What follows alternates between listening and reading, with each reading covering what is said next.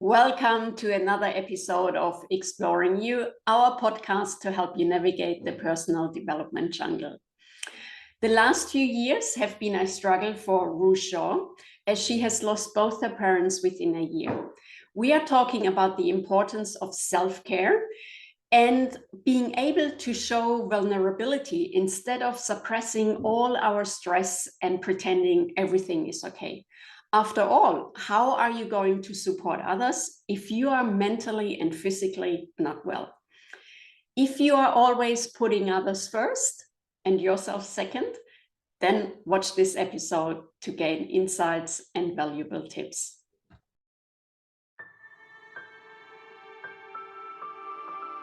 Hello everyone, and welcome to another exciting episode of Exploring You, talking all things mental health and well-being. And my name's Darren Siegenberg of the Mind Core CIC and Elysium NLP. I'm Alexandra Katzer, nature coach and forest bathing guide. And welcome to today's session is Ruth Shaw. How do you do, Ruth? Are you all right? I'm good, thank you. Yeah, nice to see you, Darren. Yeah, it's Welcome, a long time Ruth. since. Nice to meet you. Yeah, you two have not met yet, have you? So it's a first time for that. First and foremost, then, Ruth, who are you? I'm Ruth, and I'm a health and wellness coach. So the background in the health and wellness industry, over 20 years now, quite frightening. So I started out as a sort of gym instructor, then sort of became a personal trainer, moved on and worked for the NHS as a health trainer. So when I worked for the NHS, I was working alongside GPs and surgeries.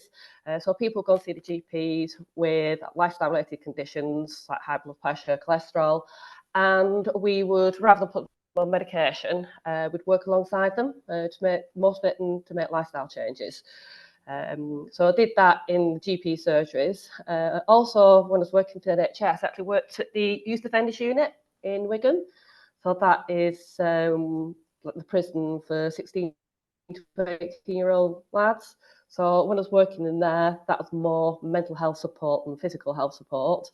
Also worked for the specialist weight management team. So that's people that want bariatric surgery.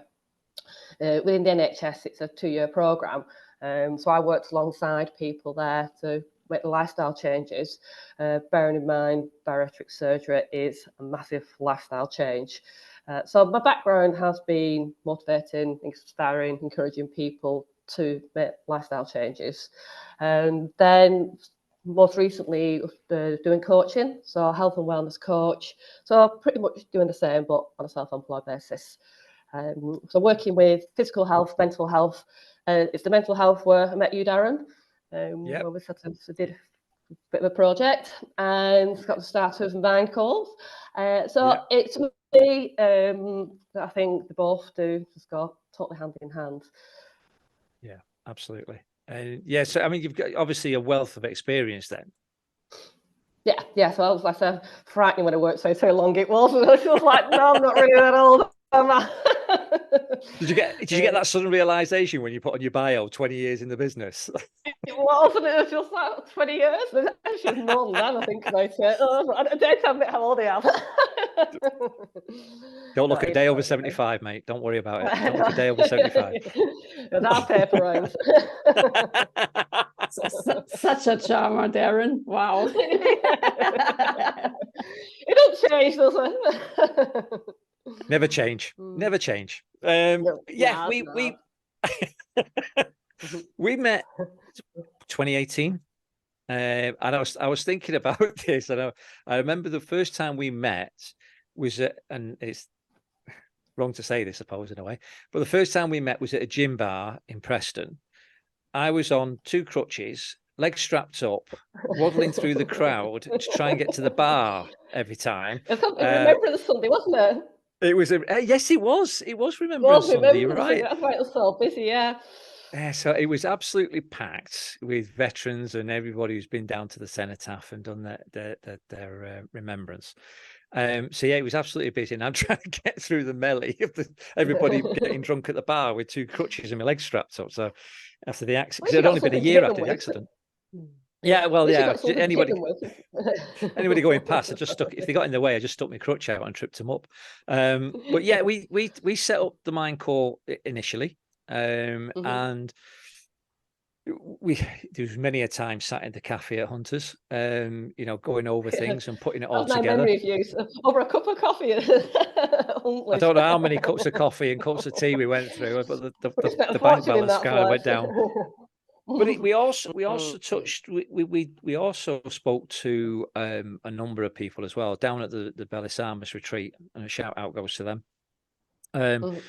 So where the Belissamis retreat, Alexandra, is a place generally for veterans.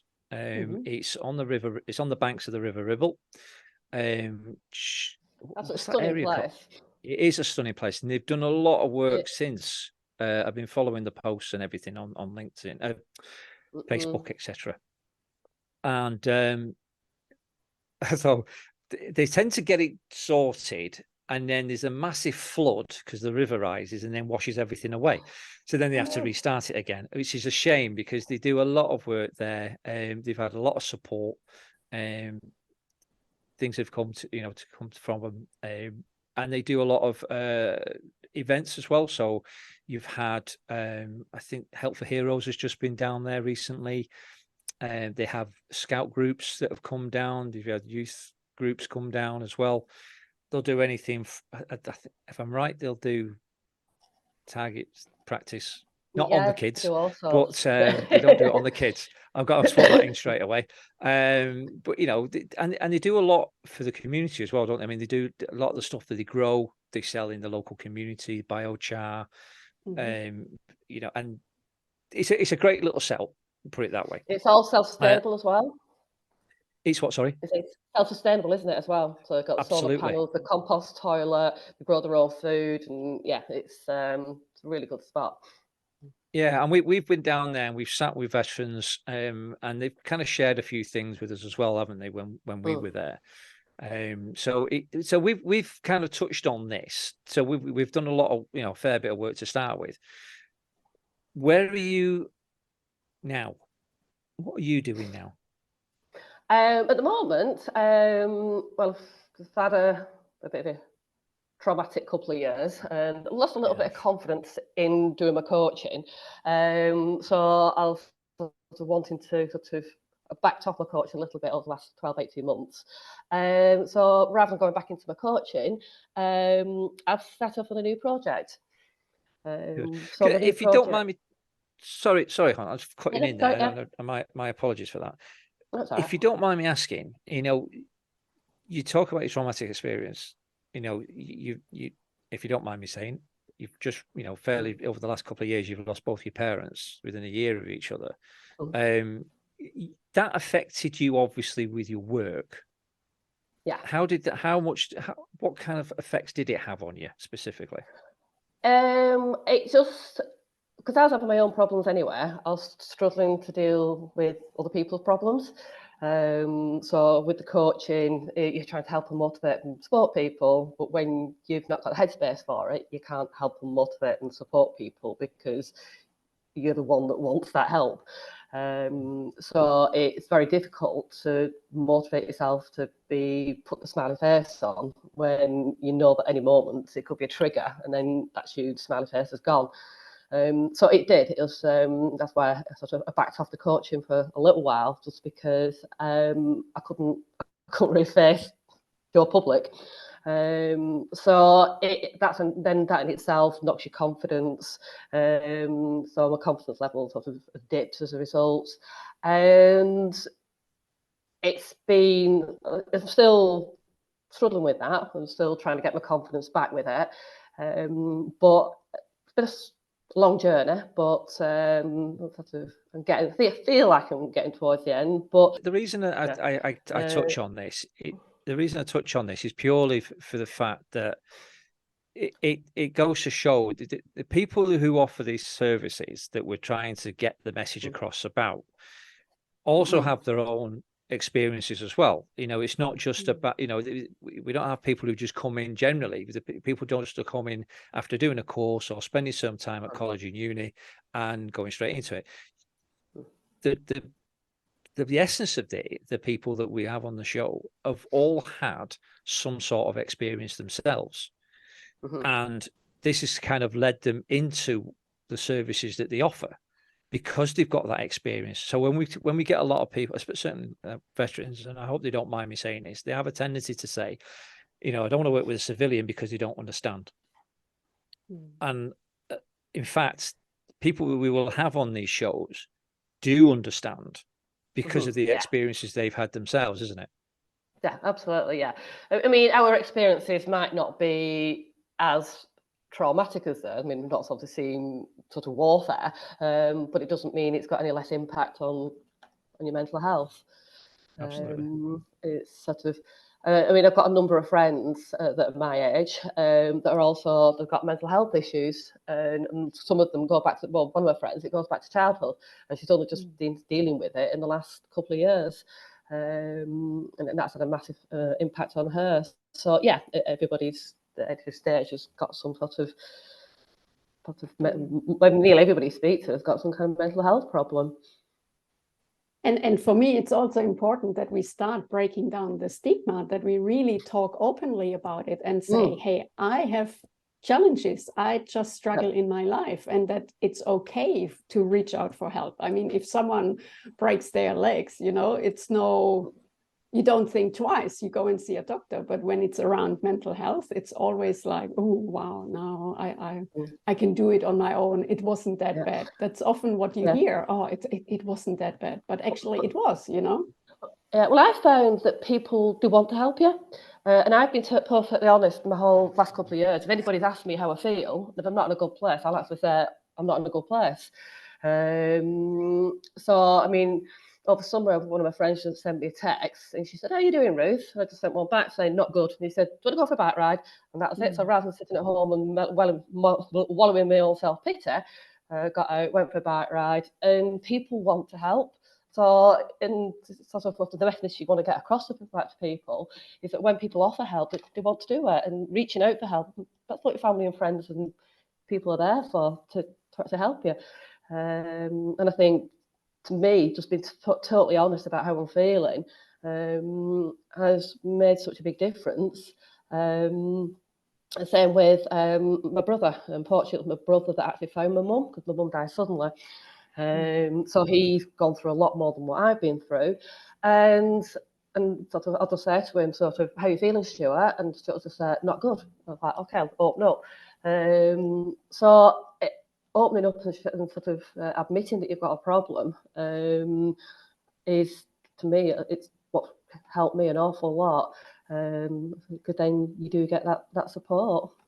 And it's such an important message, I find, also from a when you look at the nervous system that is under stress, and reaching out to people actually brings your nervous system in balance again, because you get the connection, and once you connect with others, that creates security, and you feel connected again with yourself. So it's really important. If you feel down, the best you can do is really reach out and talk to someone. Yeah, I totally agree. And that's been, as I said, that's been my kind of like lifeline this last couple of years. So, I mean, all the things that's helped me this last couple of years as well, as my background, like I said, fitness and gym instructor, PT, is going to the gym. But the exercise has kept me going. It's kept me sort of routine in my life. It's given me sort of some sense of purpose. And it's also the endorphins that you get from exercising as well. But it's something that I can feel good about. So I started sort of training, my mum died between Christmas and New Year. I was straight in the gym in the new year. Because I thought, if I don't do it now, I know what will happen. Like 2 years will go by and you've not done it. And I'm so grateful that I've done that, because that's definitely been a safety sort of factor for me. And it's like other aspects of my life. I've not been sleeping brilliantly. My diet's not been as good as it should do. But as long as I'm training, it makes me think about the other things rather than just let everything go. So it's sort of that's just what's helped me personally. And through that, I mean, when I was going to the gym, I've got myself a personal trainer just to keep me going for the first couple of months, and I couldn't have chosen a better personal trainer because we ended up staying really good friends. And she'd lost a grandparent recently, so we were able to, it's not quite the same, but again, reach out and talk to people. And I think that is that key message that we keep saying, that sort of keeps you going, and sort of finding kind of what works for you. Like I said, going to the gym and looking after myself worked for me. So it's different. And also, because like I said, we were saying before, I wasn't doing as much coaching, I was backing off, and I was just kind of like, I hadn't really got much of a routine, and I didn't know what I wanted to do. I didn't know, and I just completely kind of like lost myself, I suppose, in a way. I actually started having coaching myself. So I actually turned to coaching, and that helped me. Could it help me refocus and think about what I want to do? Whereas before, my head was just like a total chaos. It sort of helped me sort of move forward with what I want to do. So the coaching has helped me as well. And that's the thing. I mean, we've all. I mean, obviously the road traffic collision I was in, and obviously Alexandra's what she's gone through. You know, that I think we're kind of grateful for the learnings that we've had from the coaching side, or the stuff that we've done, whether it be nature coaching, forest bathing, fitness. You know, all the kinds of different areas that we'll be showing on the show. You know, it's important for us and what we've gone through, you know, in order to be able to move forward. I mean, I've always known you to be a bit of a gym bunny. You had the goal of getting on stage and doing bodybuilding. I've still got that goal. Good. I was going to say, I hope it's still there. I'm not giving up on that one yet. And it's a key to have those goals as well, isn't it? Because that keeps your focus going. I mean, I was going to say, you know, what's helped you keep going? Obviously, you've said your fitness. It's equally interesting. You say you've got your brother, you know, and you can bounce off each other, because obviously, like you say, he's had the bigger trauma by finding your mum, but you've also had that trauma together. Again, if you hope you don't mind, your dad had dementia, didn't he? Yeah, ultimately it's the dementia that took him. So you know, you're going through that stress of being with him. Obviously, you know, he was close with his wife and everything, and you know, the loss of her. It couldn't have been easy for you to deal with that, and then obviously knowing at a certain point it's going to come to an end, not in the nicest of ways, but you know, the stress that you've been under for that is hardly surprising that your mind has been taken off it completely. I mean, it was. I mean, at one stage, me and Stuart were sort of saying about Dad. All last year, we're playing a waiting game, which is a horrible thing to say. But we're waiting for Dad to die, basically. Because when Mum died, when we're sort of phoning up telling people that she died, everybody said the same thing. They're like, "No, don't you mean your dad?" So that's all that to deal with, and it was just like. And also, I mean, we took Dad to Mum's funeral. We didn't know it was the right thing to do or not. And when just as Mum's coffin was going into the grave, my dad obviously just had a moment of realization. He knew what was happening, and that's how you hear raw emotion. My dad just completely lost it. He wailed, and we don't know whether we did the right thing to take him to the funeral, but we thought after 55 years of marriage, I thought it was the most respectful thing to do. The three of us agreed on the same thing. So it's having to say we're dealing with Dad, and then Dad was asking for a little while where Mum was. And it got to the stage where I was actually dreading going and seeing Dad in case, not the one that want to see Dad, obviously, just in case he would sort of ask, like, where's Mum? And we decided that we'd never lie to him. So if he actually said, "Where's Mum?" we would answer the question again. But fortunately, he couldn't remember her name. So I said, "Where is she?" So when she said, "Where is she?" we just kind of like said, "Who do you mean?" And because he couldn't say who it was, we didn't actually have to answer the question. So it was like every week you sort of like not wanted to go in. You sort of you never know what you're going to see with Dad. You're constantly watching the phone, seeing what's anything's going to happen. Never got a phone call from the care home. Your instant thought was something's happened to Dad. So that's where, like I said, that lack of focus. And like I say, you can't, when your head's like that, I couldn't concentrate on helping other people. I couldn't concentrate on supporting other people because my priority really was supporting my brothers and my dad.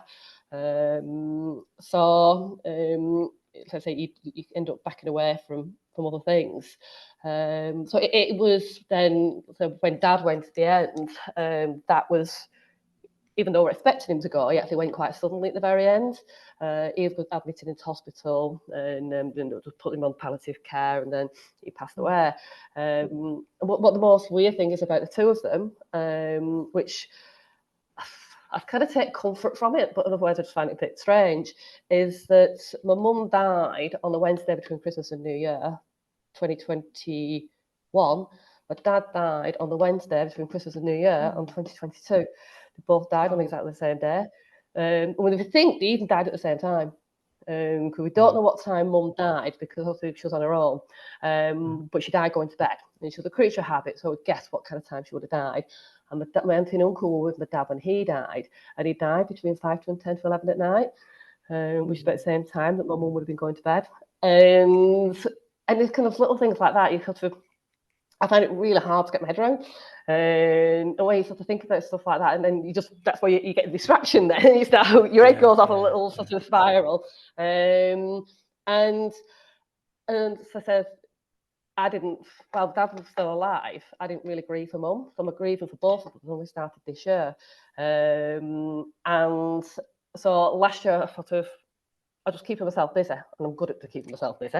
We had to sort out the family home, so we're dealing with doing that, which was a big thing in itself, because Mum and Dad have lived there since I was 3, so I've lived there like 47 years. I ended up having to move house as well, because my landlord sold the flat that I was living in, so I had to move. And at one stage, I've got boxes at my mum and dad's and boxes at mine, and we're like both moving out at the same time. So that's where I said, nobody else is important to me apart from just focusing on my own head at that stage. So I've like since moved, and so yeah, you're absolutely right. When all that's going on, your head's just it's spinning, and then when you're not sleeping properly as well.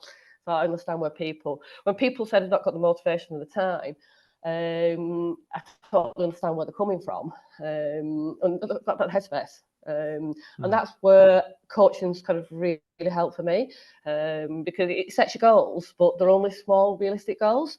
So rather than actually trying to say by next week at this time I'm going to sort of have a new business, it's just the goals might just be make a list.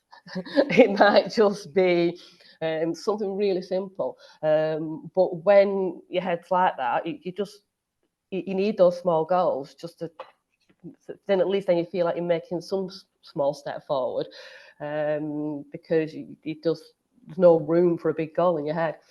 I think the lesson there is the self-care, isn't it? Yeah, exactly. Yeah, about why is it you give up the things that are good for you, the things that you enjoy when you're feeling down. And a lot of people do that.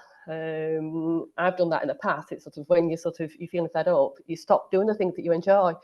I think it's important you do continue doing what you enjoy, because, like I said, back to that self-care, and you need to do something for you, mentally and physically.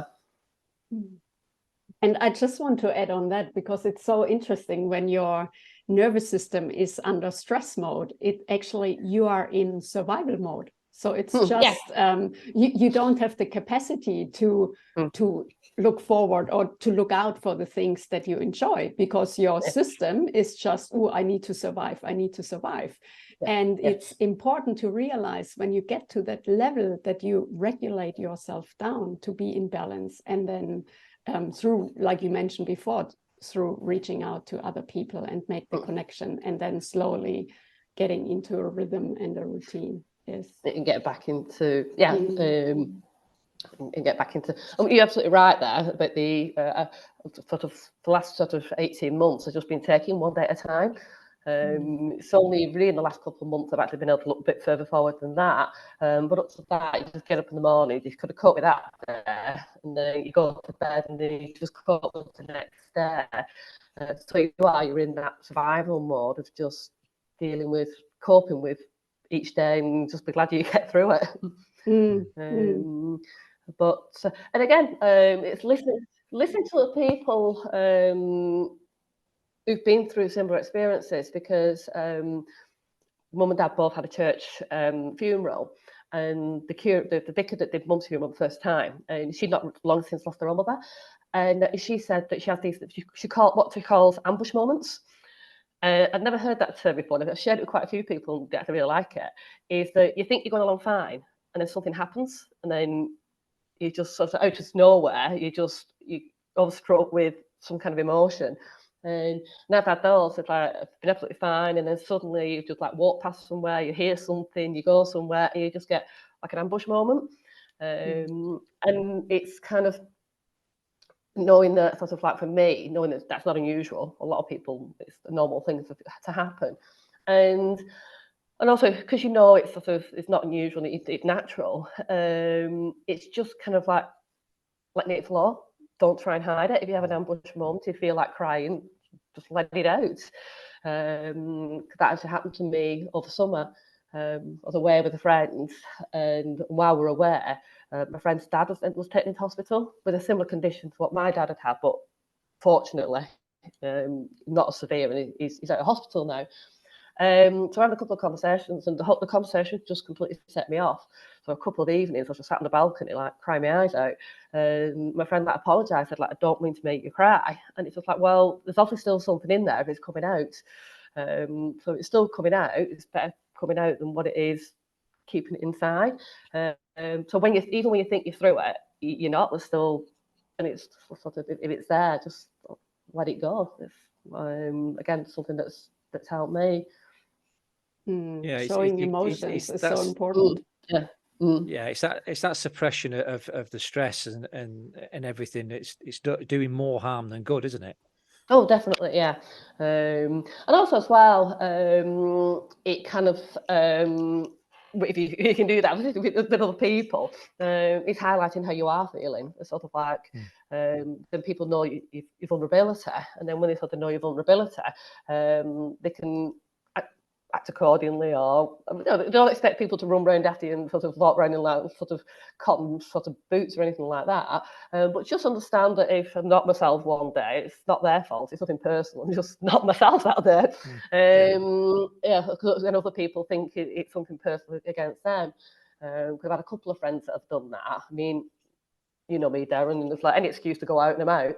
And but a couple of times since last year, I've actually refused invites to go out. And my friends are just like, oh, is it something I've said? Is it something I've said? And it's just like, no, it's not. It's nothing.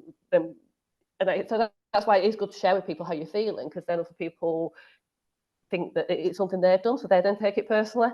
It's like, so it's nothing you've done. I'm just not feeling the mood for going out tonight. I just want to have a night in on my own.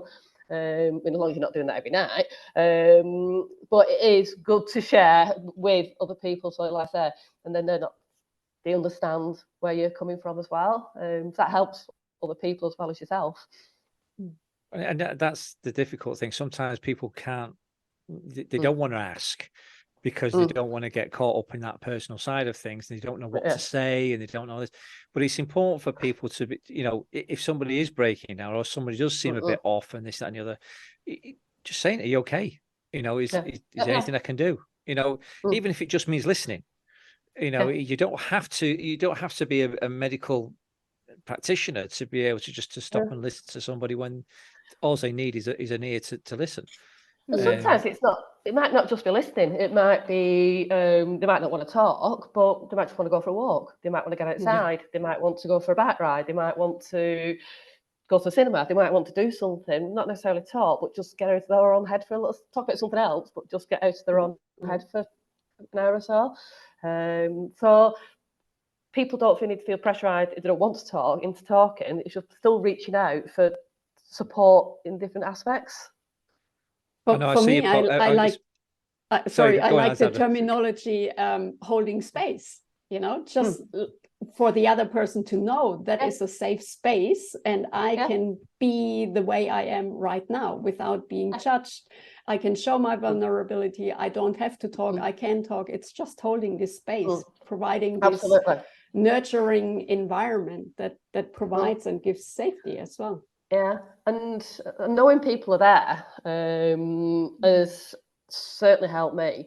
There's nights I sort of sat in and it's just like, but the word, want for a better word, feeling lonely, because it's like lost two people that I like normally talk to, well, sort of my mum. But then I kind of like then think about who I've got in my life, and I'm blessed. In fact, I've got some amazing friends that have been absolutely brilliant with me. So knowing that people are there, it does help, because it kind of, where you sort of, you've got that sense of grief, and then you can have like sort of like thinking, well, that's all right. I've had a laugh with my friends, and they're there for me, and that means an awful lot, and that helps an awful lot. So it's using those around you, and like I said, I know that they want to help me. So it's like, people used to say, it's like, it's rude to not accept a compliment, and in the same way it's rude not to accept help. So if somebody offers that help out, they're offering because they do want to help you. You've got your business, and you're in a very unique business, if I can say that, of coaching, because you are dealing with people who are, they need that help. It comes to a point where, you know, to some extremities, they will take their own life. You know, so it's an important role that we play in this, but it's important that, you know, we look at our self-care. You know, you know, as much as we, you know, we say to Jeanette the other day, it's like a paint and decorating, isn't it? He'll go out and paint everybody else's, sort everybody else's house, but he won't sort his own. It's like a mechanic. Yeah, like a mechanic. Looks like everybody else's car, but don't look after their own. Yeah. But it is important that whatever we're doing, regardless of whatever role we do, is that if we are in a situation, and statistics used to say we have 1 in 4 who's got a mental health issue, but now it's 1 in 1. We all have that issue. So, you know, it's important that we do stop and say, I do need help. And again, we've talked about it before already. We say it a lot, is the acceptance that we have a problem. You know, and we do need that help and to be able to talk. And the only way we're going to sort it out is being able to talk about it. People don't judge you for opening up at all. People, they in a way, I've been told by quite a few people, because I do open up, that it's actually more of a strength. So the fact you can open up is a strength rather than a weakness. And it, at the time, it didn't, well, yeah, okay, well, whatever, I'm just opening up because I want to talk. But it is, I think it is sort of like to be able to open up. It's not a weakness in the slightest. And also, neither crying. People have got this stigma that sort of like crying, no, it's a weakness. Crying's not a weakness whatsoever. Again, it's a strength, that you've got the strength to be able to accept your feelings. Particularly in men. Absolutely, yeah. And that's already where it needs to change in childhood, in the upbringing, you know, especially for men or young boys. It's stop crying, don't be a girl, stuff like that. And you are conditioned to not show your emotions. And then when you get older, all of a sudden you need to decondition again to be able to show emotions, to heal and to move forward in life. Yeah, no, I say when me and Darren started off at the very beginning, I did a questionnaire, and I put it out to like men that on Facebook and on LinkedIn about why don't they open up. And my cousin came back with a great one saying, well, you're always told to man up, which is something that I think a lot of, like, what's in men's head of, I've got to man up. They can't be open, and it's seen as too weak and girly to open to your feelings. Like, you girlies, you can do that, but men can't. That's the kind of the upbringing that people have, isn't it? Bit of a snowflake is the conditioning that people have, the right word. And I think it's important as well. You know, you've said is I think you touched on it before, is that you know, we're fond of saying there's other people worse off than us. And yeah, that kind of deflects us to go and ask for help as well. Yeah. Yeah, it does. If you're thinking, yeah, you feel that, oh, I'm mine's only, like say, mine's only losing my mum and dad. When somebody's lost a daughter, you're thinking, well, mine doesn't. But like I've got a friend who has lost a daughter about 6 years ago, and she lost a daughter and a dad within 18 months. That period, and then I've also lost my mum and dad in such a short period of time. And she said, it's not a competition. It's not who's got the most grief. It's not who's got the most problems competition. It doesn't make a difference what the severity of your issue is. The thing is that you've got it. No problem's too big or too small. If it's a problem to you, it's a problem to you. Yeah. Yeah, and also when it comes to competition, not thinking competition in who is getting over things quicker, you know, because you are on your own timeline, and for some it takes longer, and that's totally fine as well. So not comparing each other as well, that then produces additional stress on yourself. Oh, look, she seems to be doing better, although that person might not be doing better. But really, no competition. Yeah, you are on your own journey. And like I said, also, you're not comparing yourself to other people. Because I'm very quick to do that. And I say, look around and see, oh, everybody else's life's on an even keel, and here's me. And I feel like I'm sort of in some kind of whirlwind. But then when you get speaking to these other people, again, their life's not as perfect as what. I mean, my life could look totally perfect on Facebook, couldn't it, Darren? All I'm doing is sitting on beaches. Darren's not wrong. I'm sitting on beaches drinking gin on like nice leafy walks.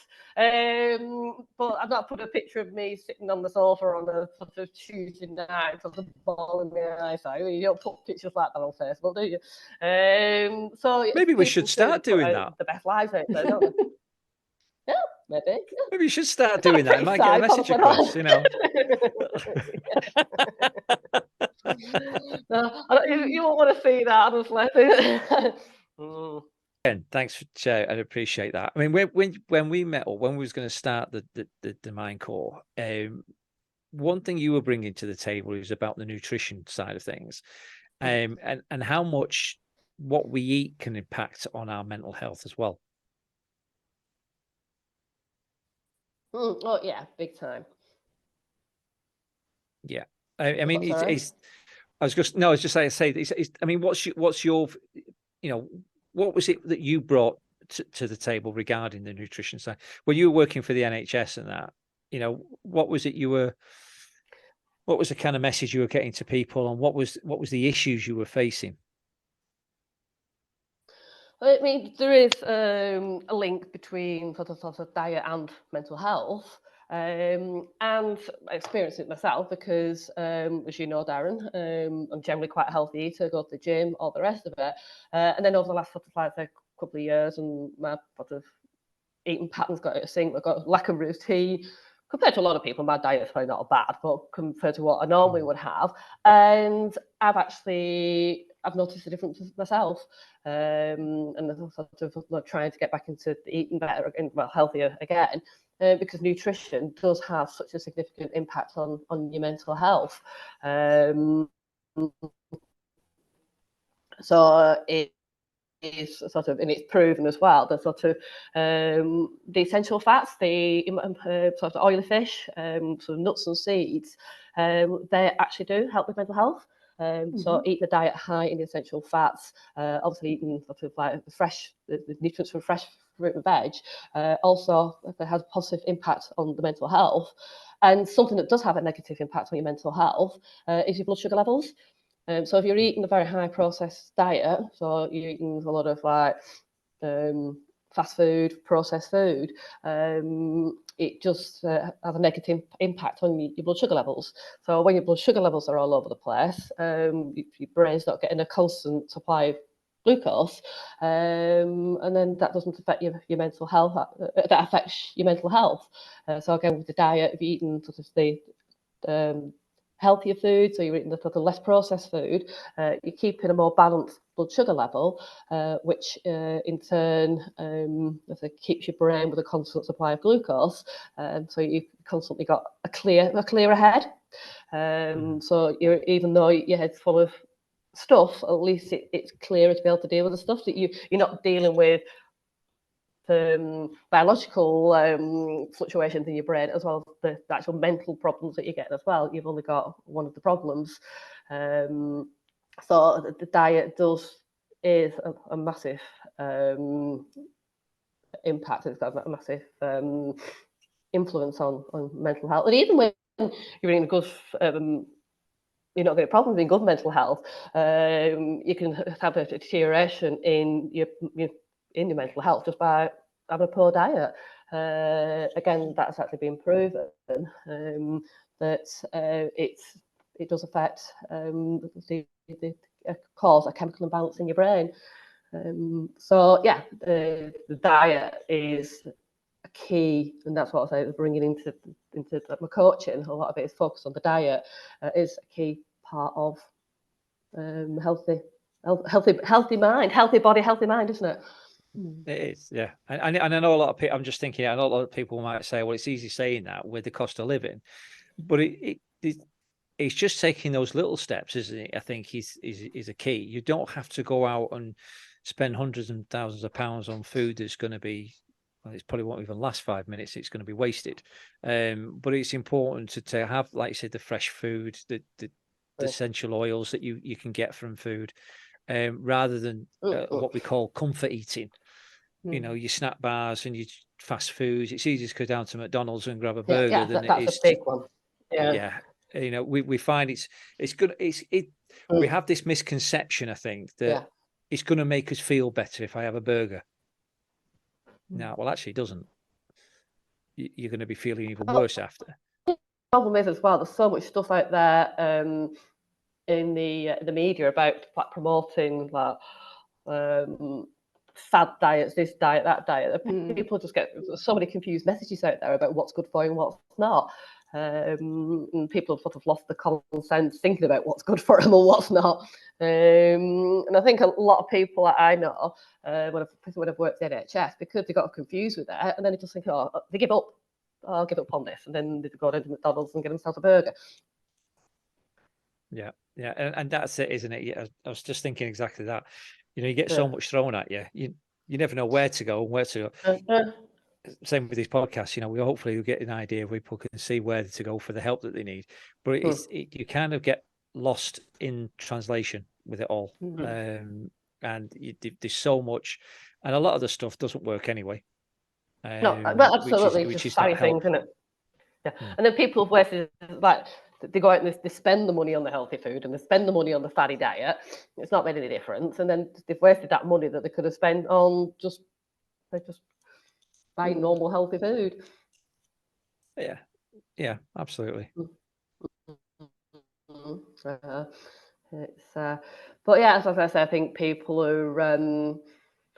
I think people are just, like I said, there's so many mixed messages about everything. There's mixed messages about healthy food. There's mixed messages about exercise. There's mixed messages about all sorts, and then people get confused and they just don't do anything. Like, what kind of exercise do you do? In fact, I was sort of fan about doing HIIT sort of training, and then people say, "Oh, I've not got," because there's so much stuff about HIIT training at the moment, which I'm not mocking the benefits of whatsoever. But if you've got somebody that's never done any exercise before, and then they want to go for a walk, they think, well, I'm only going walking. What are the benefits from that? But there's a benefit from everything. I think that's what people need to know, that not one shoe fits everybody. So there's a benefit from doing all different types of exercise. There's benefits from different. So, like I said, doing some exercise is better than doing none. But like I said, because people think they've got to be doing HIIT training, and because they can't do it, they don't do anything. Yeah. Sometimes doing things in moderation is so much better than going overboard with stuff. I totally Definitely, agree. yeah. The thing is, though. Go on, Ruth, sorry. Yeah. when you were No, I saying? was just going to say, I agree. Yeah, everything in moderation.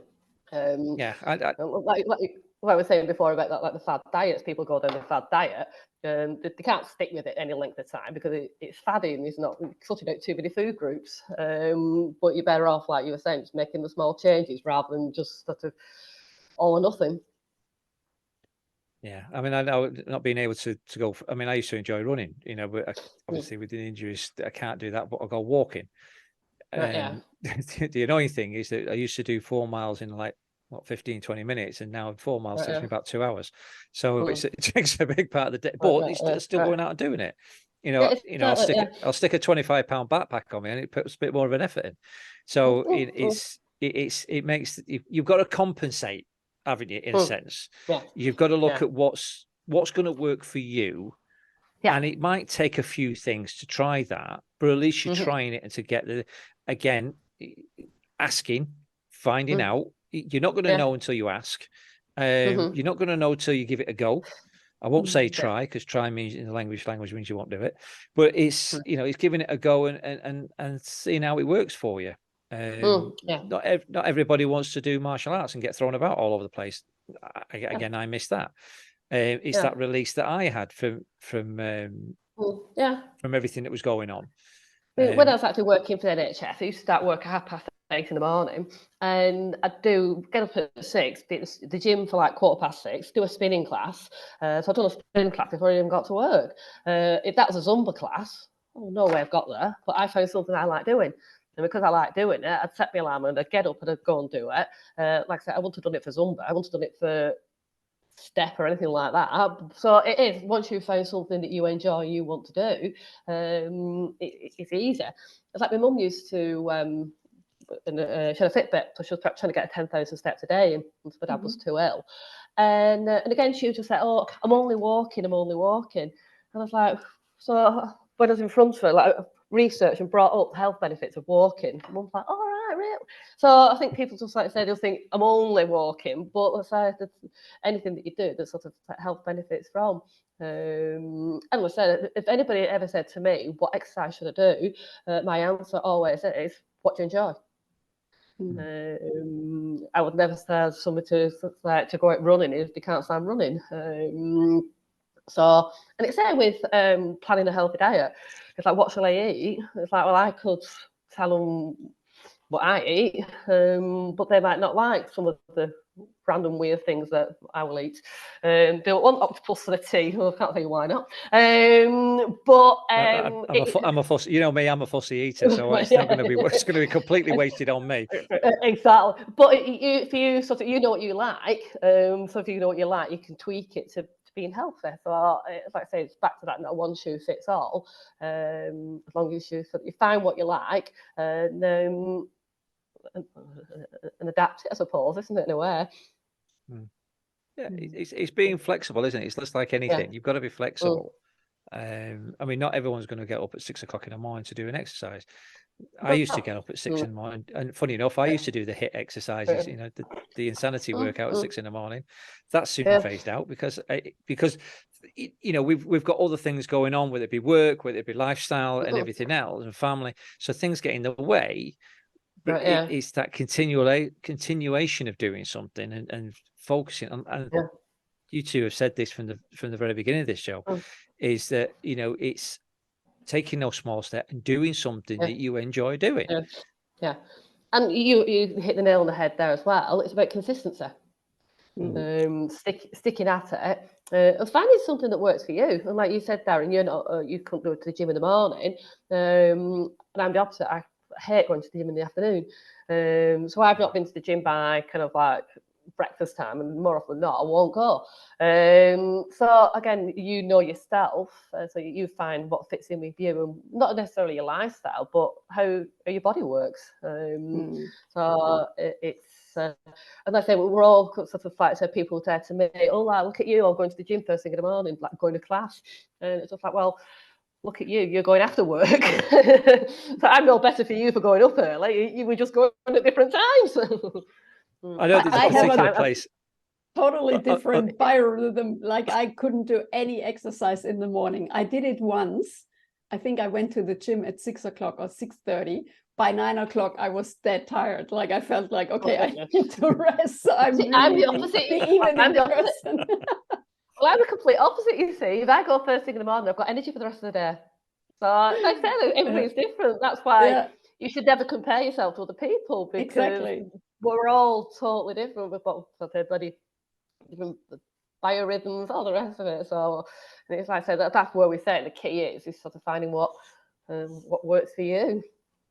Well, I do some work and I come back and I work on nights sometimes, and when I'm coming past this particular spot, there's a gym there. It's a ladies' gym, and I looked into it because I'm thinking I passed this at 6 o'clock in the morning, and it's open, and people are in there. What I can see them warming up when they're just pulling up, and I'm thinking, fair play to you. You're 6 in the morning. You must have been up at 5 to get here, because it's in the middle of nowhere, you know. And in fair play to you getting there. Now, doing exercise in the morning wasn't one for me, but then I started doing it and I did enjoy it. You know, I was doing the HIIT workout, or I'd be doing my press ups and sit ups, or doing a floor exercise or something in my bedroom. So the 6 o'clock thing, the only reason it stopped was because of work, you know, the work side of things. You know, the work got carried further on. I'm absolutely worn out. My head's all over the place, and things like this kind of then impact on what I enjoy doing. So that kind of fizzled out, and then it was hard enough for me to get into it anyway, because I prefer to work, you know, to do my workout after work. But also you got to think about, if you're doing on a night shift, some people say, well, I work nights, you know, but for me, what I used to do is I changed my mindset about night shifts. So where you would normally get, if you were on a day shift and you finish work at 5, 6, 7 o'clock, wherever it may well be, you wouldn't normally go to bed straight away. You'd either go over, have something to eat, or you go to the gym, or you go to the pub. You don't do that at 7 o'clock in the morning. Well, the pub isn't open, but to a start, else I probably would be there. Yeah, Wetherspoons. Yeah, where they go for a breakfast. We're encouraging the healthy lifestyle, aren't we? Sorry. a pint of bitter with your egg and chips. You know, what I was doing is I was doing exactly what I would do on a day shift as I would do on a night shift. So when I finished at 6, 7 o'clock in the morning, I'd go and do exercise. And where I used to work, I used to go down to the gym, and the lads used to say, "Well, how are you going to bed?" Well, no, I wouldn't normally go to bed then. And I ate at the same when I got into work at 6 and 7 o'clock in the evening, and they say, "Oh, you know, I was doing some breakfast, you know, cereal or toast or something." And I said, "What are you doing?" "I'm having my breakfast." You know, client has said to me, "Oh, do you want anything? Can I get you anything?" "No, I'm just having my breakfast." And they look at me and go, "What?" But that's because that's what my mindset and my body was saying. This is what you need to do. And it's the same with everything else. We've got to be able to change our mindset and adapt to what it is that we do, and not miss out what we enjoy. Absolutely, yeah. Carry on doing what you enjoy. And like I said, I think something else that we keep saying is not compare yourself to other people. And I think that you're sort of right about what training you do, what time you train, what meals you eat at what time. If it works for you, it works for you. I think a lot of people don't do things because they're thinking, what will other people think of if they're doing that? I mean, I went through that because when I was at uni, I used to be a big runner, and I've done the London Marathon, and that was my peak time, was like early 20s. And so I was still training when I was at uni, and the number of people have said to me, "Oh, what are you going out running for? Why are you going out running?" And it could have easily put me off doing it. And I was like thinking, "Oh, people are judging me for doing it." And I was like, "Well, I'm doing it because I enjoy it, and I feel better for it," and carried on doing it. But people are very quick to judge, which is unfortunate, because I think because people don't want to be judged, they don't do it. And another thing is, like, when I talk about people being judged, it's like people who go into the gym. Because when I used to work at the gym, and I used to do inductions. Like, I remember it was like nearly everybody did an induction on, particularly females. They were really nervous about going to the gym for the first time. I was like, what do people think of me? What do people, I need to lose a bit of weight and all this. And it's like, well, I know for a fact that when you're in a gym, nobody's actually looking at anybody else. Everybody's too self-conscious of themselves to be looking at other people. So just get out there and do it. And it's surprising what people do. And it's just like, well, And if you are overweight, you're in a gym, if people see you, people thinking, oh, good on you, you're doing something, you're trying to improve your health. So it's when people think they're being judged negatively, it's usually the opposite. I've had people in the car, or when I'm traveling somewhere, and they'll see somebody who's quite a big person or an old person or something like that, and they're going for a jog in the street, and they'll go, "Oh, look at that one! Look at the state of that!" And I'll go, "Yeah, but they're doing something. You're sat in a car, you lazy ass." It's somebody fair else. play to Yeah, them. 100%. No, I agree. It's when I see them walking at McDonald's that I kind of wonder what they're doing. But 2 o'clock in the afternoon, sat in the pajamas going through the drive-through. Honestly, I've seen it so many times, and especially after COVID, and I'm like, you've got to be kidding me. Really, you've got all this free time now. You're not working, you're on furlough, and you're in your pajamas at 2 o'clock in the afternoon going through the drive-through on your mobile phone. Really? I mean, all right, she was sat in a passenger seat. So, but it's like, and people wonder then why they've got a mental health issue. Yeah. And again, when I worked in NHS, especially for the specialist weight management team, a lot of people, if you're clinically obese, you've got other health issues that go with it. So a lot of people have mobility issues, sort of joint problems, but nearly every single one of them had a mental health problem. And again, that would be could be due to the fact they got other health problems. So it could be because they got joint pain. It could be because they got mobility issues. But again, back to what we were saying before, it could be because of the type of food that they're eating.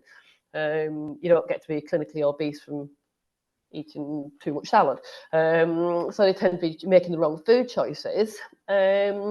And a lot of the people that I work with, when sort of they started losing the weight, when they started changing the diet, one of the things that they did notice was an improvement in their own mental health. They noticed that they were getting a clearer mind. They noticed that much of anything else, they were sleeping better. And when they were sleeping better, obviously you're feeling better because you've got more energy. So I've actually worked with people who've made the lifestyle changes. So come from having been inactive and poor diet to be more active, a healthier diet, and felt the benefits of it. And like I say, not just physically, but mentally. So the two go hand in hand so much. Because I can remember when I met you, Darren, beforehand, I was working with a different business partner, and we were more health and wellness and the physical aspect, even though we did touch on the mental aspect. And then obviously when I started with you, it was all mental. And I was talking to somebody who's not in the health. I wasn't going to say anything. And I was talking to somebody who's actually not in the mental, not in the health and wellness thing, and they were saying to me, "People are not going to get confused because you've gone from like physical health to mental health. People are not going to confuse what you're talking about." Then it got me thinking. And then I've got a friend who's a doctor, and so the next time I saw Jamie, I just said to Jamie, I said, "People are not going to get confused that I've moved from physical health to mental health," and he just went, "No," he said, "because they just go hand in hand." And he was 100% right. The two go hand in hand. So it's let's say before, it's that healthy mind, healthy body. It's the mind-body connection at the end of the day, isn't it? There is people still say, well, there is no mind and body. There is actually a mind and body connection. The stuff that we put inside us does connect to the neurotransmitters in our mind, so which affects our thinking, our behaviors, our emotions, and everything else. Well, like I said, they call your gut the second brain. So if you're feeding your gut processed rubbish food, you're feeding your brain processed rubbish food, aren't you? Exactly. Exactly. See, you talk about you mentioned about those little changes. So obviously, this part of the show is the tipping point. What was the tipping point for you when to change and go into what you were doing or what you are doing?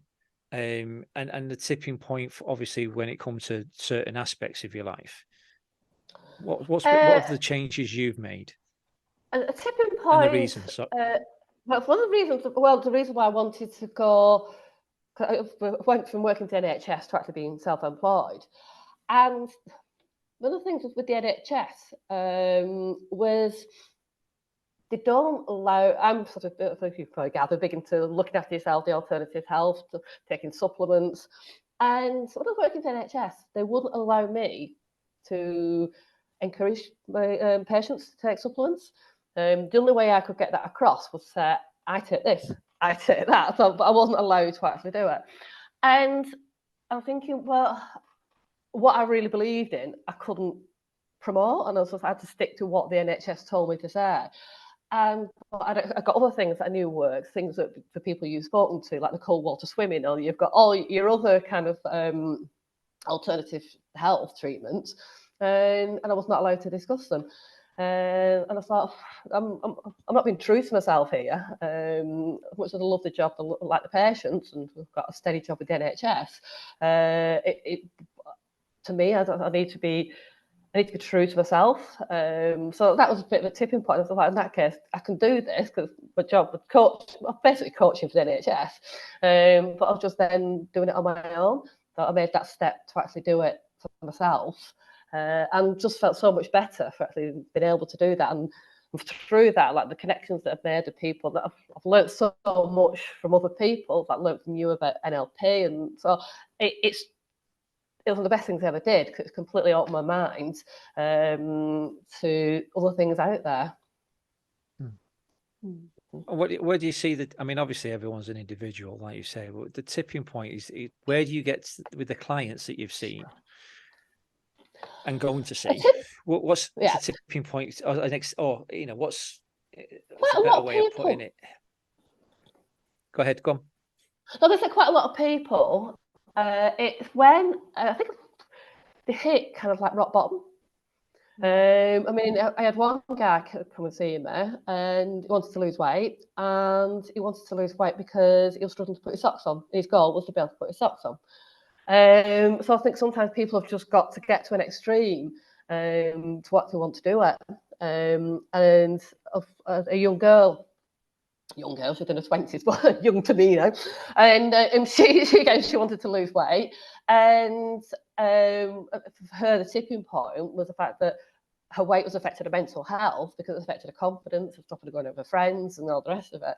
So I think quite often it is when people, I won't say get to rock bottom because they've not quite got there, but when they sort of, the reaching sort of, it's impacting in their lives. I think when it's had a negative impact in their life, it's quite often a tipping point.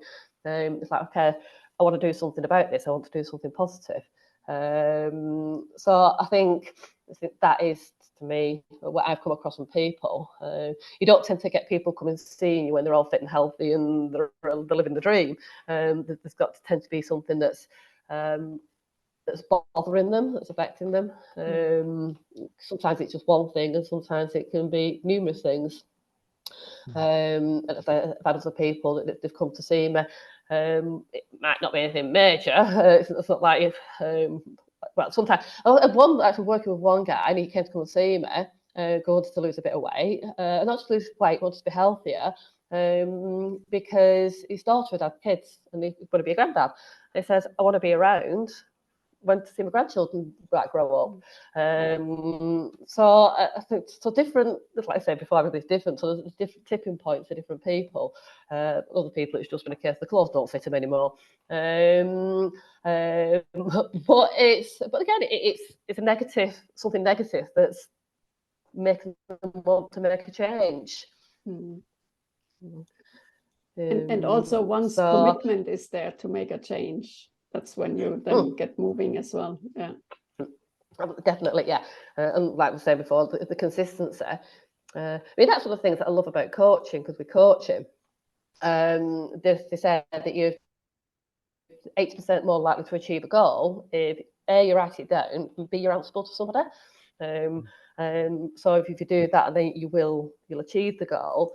And also with the coaching, like we were saying before about doing different types of exercises, with coaching, if you do set a goal, you don't achieve it, it's not a case of, it's not nothing negative. It's kind of like, well, what can you learn from not achieving that goal? Maybe the goal wasn't suitable for you, or maybe you made the goal too big. So it's not a negative thing. You learn from your mistakes. So rather than beat yourself up over it, one example of that was the girl that wanted to lose weight, who'd lost confidence.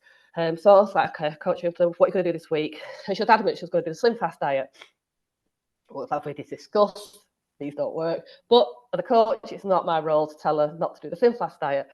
So we set goals around her doing the Slim Fast diet for the next 2 weeks. So 2 weeks later, it's like, how did that go? She went, Slim Fast isn't going to work for me. So I was like, well, if I'd have told her, don't do the Slim Fast, she'd have been always the back of her mind. It was like, Slim Fast, Slim Fast, Slim Fast. But because she'd done it, she got out of her system, and then that was never discussed again. So sometimes that's the beauty of it. So if you do something, it's not right. It's not a mistake. It's a learning experience. You know that doesn't work for you. You go down a different route and find something that does work for you. So that was like the exercise, diet, what have you. And so we're talking about what you need for your mental health support. What would work for one person might not work for somebody else. So counselling might work for somebody. Somebody else might just want bereavement counselling. Somebody might. So it's different people benefit from different services, for want of a better word, which is why it's good that what you're doing here, Darren and Alex, is making people aware of what is out there. So then they can make an informed choice and an informed decision of what is going to be best for them, rather than just going down a very narrow route that doesn't work. Yeah. Hopefully, fingers crossed. Fingers crossed. So, what's this thing about a Wellgineer? Yeah, I'm just doing, because like I said, with the coaching, I've lost a little bit of confidence with my own coaching, but I want to stay in the health and wellness industry because, like I say, it's just in my blood. And I've got a friend who does computer software, that's his business, and I saw him probably about 18 months ago. It would have been 18 months ago about my website for my coaching. And he said, have you ever thought about doing an app for connecting wellness providers with the user? And as soon as I said it, I thought, I absolutely love that idea.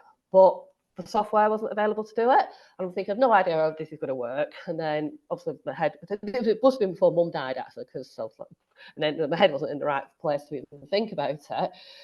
And then just randomly about 2 or 3 months ago, I bumped into him in a night out in Preston. He was out with his mates. I was out with my mates. So we just having a quick catch up. And he said, if you want to come down to the office for a brewery, it'd be good to have a proper catch up. I've not seen him for a couple of years. So I went down to go and see him. He was sort of saying, like, what are you up to? And he said, well, I don't know if you're interested in this. He said, but we've actually got the software for an app. It's already up and running for somebody else. And if you want to, we can do it for health and wellness. I was like, okay, tell me more. So with the app, it would be anybody that's a provider, so personal trainers, gyms, Pilates instructors, podiatrists, chiropractors, physiotherapists, can put their services on the app, and then I'll get the users to get on the app, so it's free for the user to use.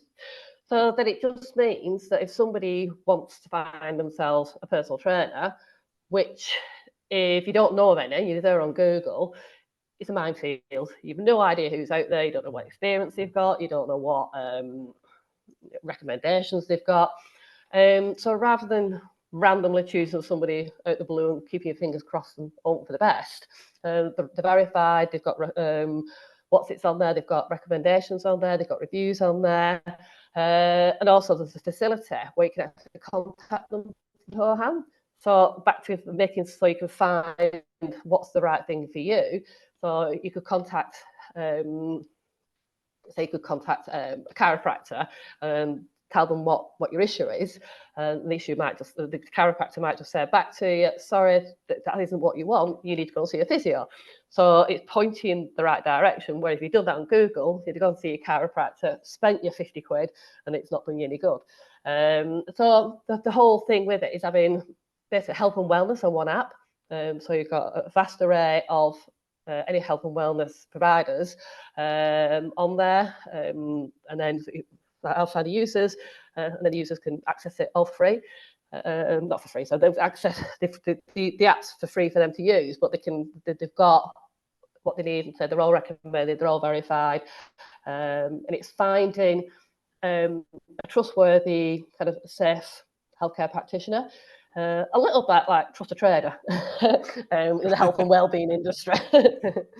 And Alexandra might not know what trust a trader is. So, well, the name says it all, I think. It does what it says on the tin, actually. Yeah, it does. Exactly. Just what it says on the app. Yeah.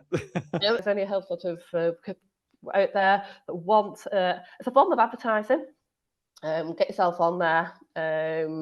It's like I said, with it you can put your own website on there, special offers on there, articles. Promote yourself as much as what you want to, and make yourself visible to the users.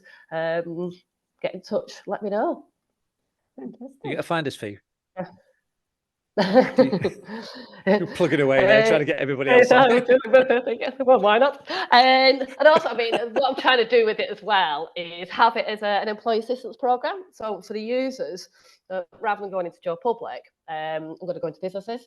Start off with the smaller ones. So smaller businesses would be, and then sort of like they've got to provide that show that they're looking after the employees' health and wellness. So that all they need to do is just get their employees to download the app. In a way, that's their way of providing for the employees' health and wellness. And then sort of the thing is then, it's like if everybody in the same business has got the app, they'll encourage them to use it, and they're getting the habit of using it, which would then obviously benefit to the people that are advertising themselves on there. So excellent. That's where sounds good. Where I'm at with that one, yeah. Right then. So, well, thank you for being on the show. Thank you for inviting me. An absolute pleasure. So you've now got your 5 minutes of fame. So you can tell the world what you do, who you are, your contact details, your inside leg measurements, and all that kind of stuff. You can tell everybody what.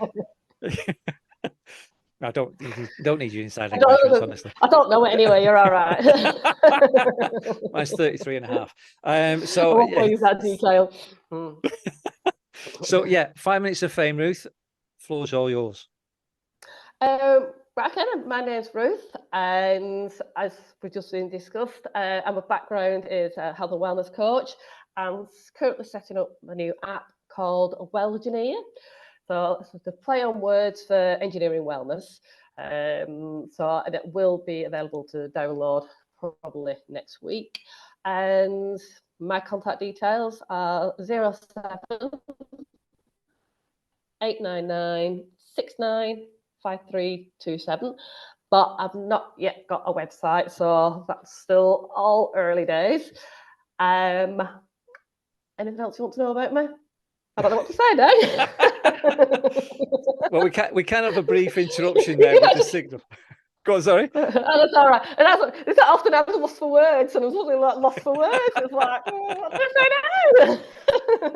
I knew I'd get you. Yeah. There was a slight interruption on the signal then, but there will be your contact details in, if you want to get hold of Ruth, in the footnotes as well after this show. So yeah, thank you again. Alexandra, anything? Just give us a like, a comment, a share. We love your support. Yeah, absolutely. Yeah, I shall do that. Yeah, follow us on the various social media sites. Talking about support, I'd like to mention, obviously, Promo Doodle, the Professional Bodyguard Association, BDMCC, as you will know, Ruth, the Burnley and District Motorcycle Group. We did a talk and lots of visits there. And Mira Gavasio, who's good guys, absolutely. Well, guys and women. And Mira Gavasio, who's yeah, we talk about bikers, just usually blokes. Mira Gavasio is a freelance visual designer. So that's for me, Darren and Alexandra. So thanks very much, everybody, and look forward to seeing you on the next show. Okay, thank you very much. Thanks a lot. Thanks, Ruth. Bye. Thank you. Bye-bye. Nice meeting you. Bye-bye.